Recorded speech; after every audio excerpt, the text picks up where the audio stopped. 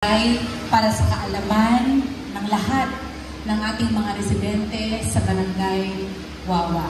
Napakahalaga po na kayo ay informed sa mga programa at sa estado ng ating pong barangay.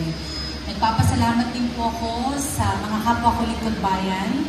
Ang mga lingkod bayan po natin magmula sa mga kagawad, sa mga SK officials, at syempre pa hanggang sa ating mga kasama sa city government ng Taguig, ang ating sangguniang panglungsod na pinagbubunuan ni Vice Mayor Arvin Ian Anit, at syempre po ang konseho na kinakatawan ni Konsehal Kim Abang na nandito ngayon all the way from Bembo. Yes! Syempre po, ako ay nagpapasalamat din dahil si Congressman Adin lagi din nandyan para yes!